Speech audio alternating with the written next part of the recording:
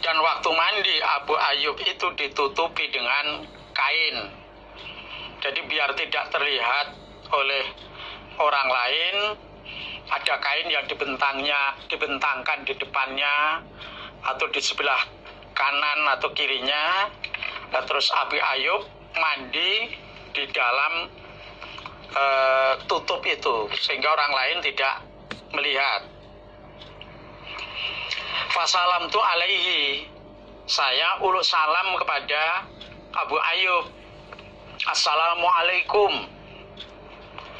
Nah, kemudian Abu Ayyub bertanya, man hadza, siapa ini? Yang uluk salam ini siapa? Nah, saya mengatakan, ana Abdullah ibnu Hunain. Saya Abdullah ibnu Hunain. Saya oleh Abdullah bin Abbas diutus untuk ketemu engkau. Saya bertanya pada engkau Abu Ayyub, bagaimana Rasul membasuh kepalanya dalam keadaan Rasul itu ihram. Membasuh kepala termasuk mandi terus membasuh kepala.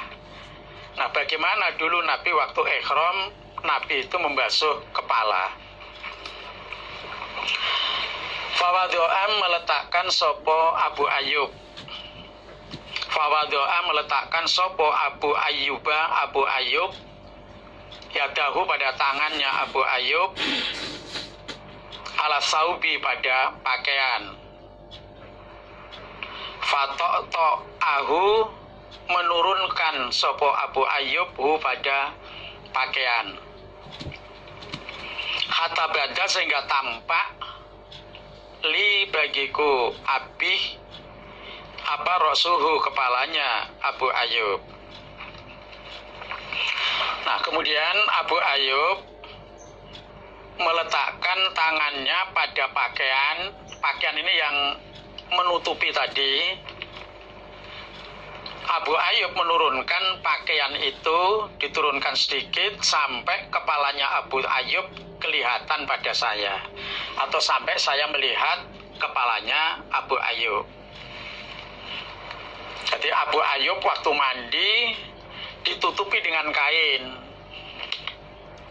Nah, api salamnya di luar kain itu. Terus Abu Ayyub menurunkan sedikit. Jadi kain yang tadinya menutupi terus diturunkan sedikit sampai kepalanya kelihatan. Sumakola kemudian berkata Abu Ayyub, li insanin pada manusia ini yang membantu mandinya Abu Ayyub. Ya subuh yang menuangkan sopo insan alaihi pada Abu Ayyub. Nah, Abu Ayyub berkata, usbub, menuangkanlah engkau. Jadi Abu Ayyub merintah pada manusia yang menuangkan air pada Abu Ayyub. Karena Abu Ayyub waktu mandi itu nggak sendirian, ada orang lain yang menuangkan air pada Abu Ayyub. Nah, orang itu diperintah, usbub, tuangkanlah air itu, tuangkan air. Fasobba menuangkan siapa insan ala rosi pada kepalanya Abu Ayyub. Summa harroka kemudian menggerak-gerakkan sapa Abu Ayyub roksau pada kepalanya Abu Ayyub atau rambut kepalanya biadaihi pada atau dengan kedua tangannya Abu Ayyub.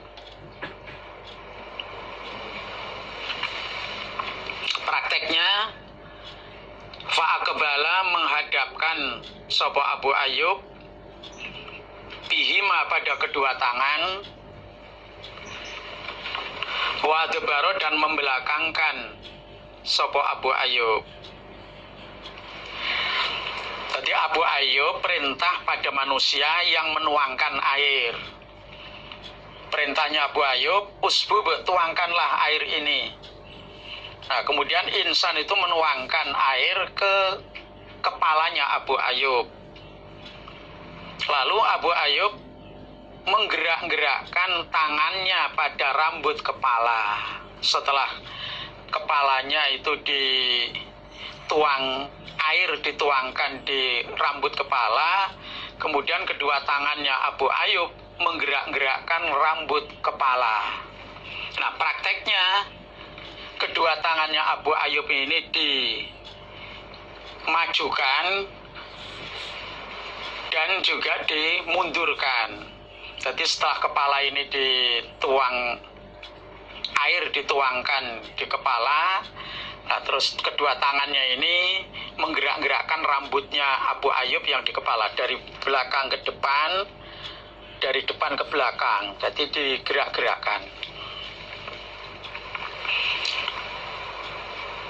Waqala, dan berkata Abu Ayyub, hakadha, demikian ini, ra'aituhu, melihat aku pada Nabi sallallahu alaihi wasallam, yaf'alu, mengerjakan siapa Nabi.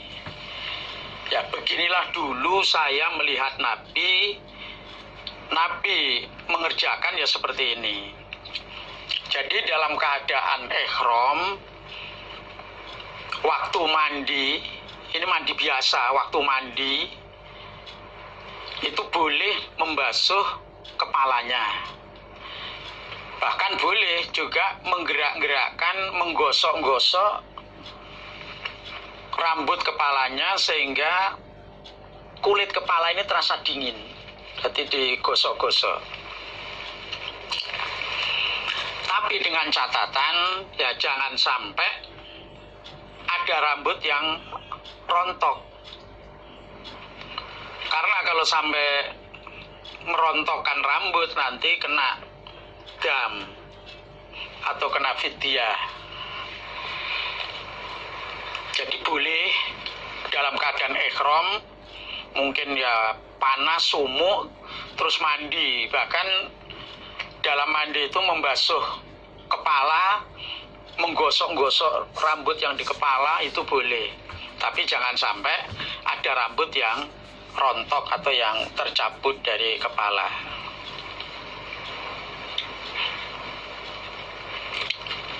Al-kuhlu, memakai celak, wal hijamah, dan canduk atau bekam, lil muhrim, bagi orang yang ihram. Dalam keadaan ihram memakai celak dan juga bekam atau canduk. Akhbarana Qutaibah qala hadatsana Sufyan an Ayyub ibni Musa an Nubaihi ibni Wahbin an Aban ibni Utsman an Abi qala, berkata Abi, qala, bersabda siapa Rasulullah sallallahu alaihi wasallam, fil muhrim, di dalam masalahnya orang yang ihram atau urusannya orang yang ihram. Idza staka, ketika sakit siapa orang yang ihram, ra'sahu, pada kepalanya muhrim, wa ainaihi, dan kedua matanya muhrim,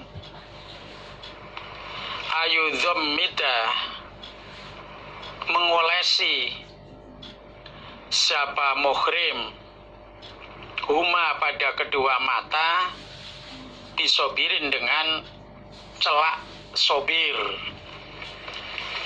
Nah, celak sobir ini celak yang untuk mengobati mata atau bisa menjadikan lebih terang dalam mata atau memandang. Nabi bersabda tentang orang yang berpakaian ihram, baik ihram umroh maupun ihram haji. Ketika orang yang ihram itu kepalanya sakit atau kedua matanya sakit, orang yang ihram itu boleh mengoleskan celak sobir pada kedua matanya. mengobati yang sakit itu boleh. Kalau yang sakit kepalanya, berarti kepala umpama dicantuk atau dibekam, itu boleh.